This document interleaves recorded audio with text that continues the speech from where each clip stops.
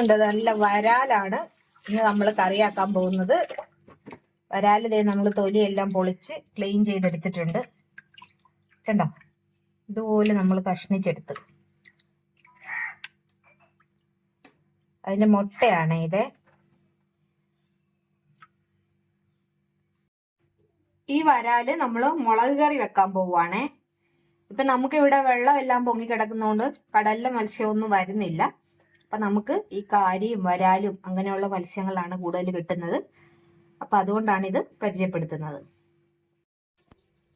നമുക്ക് എണ്ണ ചൂടായി ആദ്യം തന്നെ ഉലുവയിട്ട് കൊടുക്കാം. അതിലേക്ക് അല്പം കടുക്,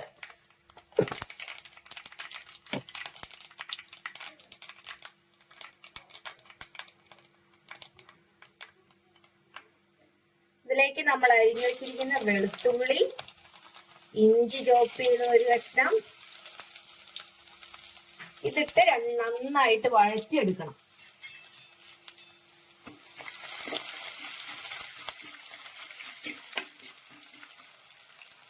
ഇതിലേക്ക് നമ്മൾ ചെറുള്ളി പച്ചമുളകും കൂടി ചേർക്കുവാണേ.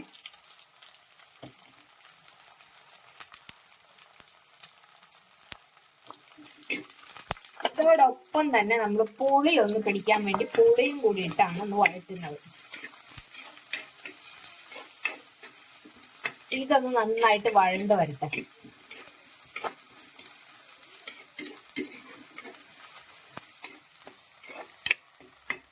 വേഗം വഴണ്ട് വരാൻ വേണ്ടി നമുക്ക് അതിലേക്ക് ആവശ്യത്തിനുള്ള ഉപ്പ് ചേർത്ത് നന്നായിട്ടൊന്ന് ഇളക്കി കൊടുക്കാം.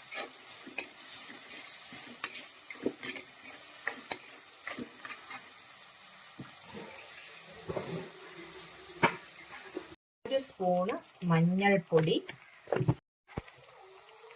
ഇത് മുളക് പൊടി നമ്മൾ കാശ്മീരിയും രണ്ടും കൂടി സാധാ മുളക് പൊടിയും കൂടി പൊടിച്ചതാണ്. ഇച്ചിരി മുളക് പൊടി കൂടുതൽ ഇടുന്നുണ്ട്. ഒരു 4 സ്പൂണോളം മുളക് പൊടി ഇട്ടിട്ടുണ്ട്. 1 സ്പൂണോളം മല്ലിപ്പൊടി. ഇത്രയാണ് നമ്മൾ ചേർക്കുന്നത്.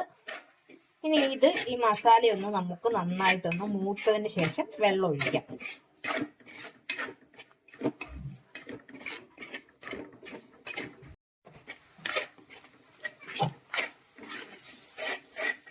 മുളക് ഇതെല്ലാം കൂടി നന്നായിട്ടൊന്ന് മൂത്താലേ നമ്മുടെ കറിക്ക് നല്ല ഒരു കളർ വരത്തുള്ളൂ.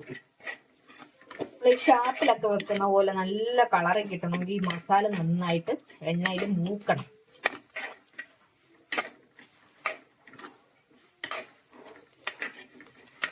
നമ്മുടെ കുട്ടനാട് ഏരിയയിലെല്ലാം സ്പെഷ്യലാണ് ഈ വരാല് കറി എന്ന് പറയുന്നത്. എല്ലാവർക്കും വരാല് ഫ്രൈ ചെയ്താലും ഒക്കെ ഭയങ്കര ഇഷ്ടമാണ്. സോഫ്റ്റ് അല്ലേ ഇതിന്റെ മാംസം.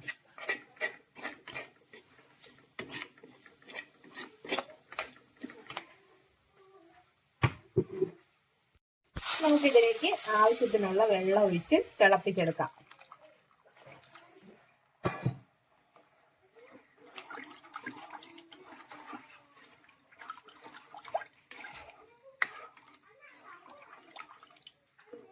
ഇതൊന്ന് തിളയ്ക്കുമ്പോൾ നമുക്ക് മീൻ ഇതിലേക്ക് ഇട്ട് കൊടുക്കാവേ. വേപ്പില ഇട്ട് കൊടുക്കാവേ.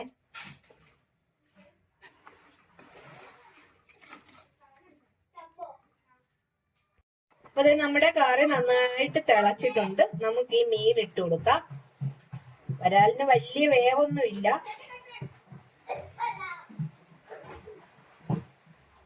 അപ്പൊ നമ്മൾ ഈ കഷ്ണങ്ങളെല്ലാം ഇട്ട് ഈ പുളിയെല്ലാം ഇച്ചിരി കൂടുതൽ നിൽക്കണം. പുളി എരിവ് എല്ലാം കുറച്ച് കൂടുതൽ മുന്നിട്ട് നിൽക്കണം.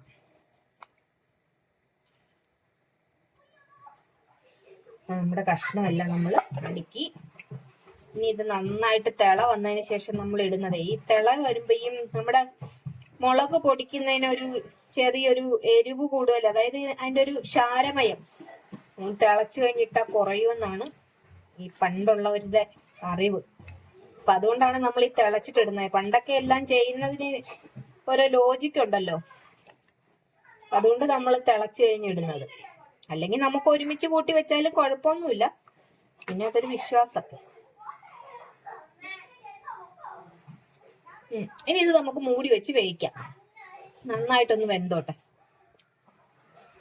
നമ്മുടെ കറി നന്നായിട്ട് തിളച്ചിട്ടുണ്ട്. ഇത് കണ്ടതേ മുട്ട കണ്ടോ, മുട്ട ഇങ്ങനെ വെന്ത് വന്നപ്പോ ഈ പരുവത്തിനായത് ഇതിന്റെ മുട്ട കണ്ടോ. ഇഷ്ടംപോലെ കുഞ്ഞു കുഞ്ഞു മുട്ടകളാണ്.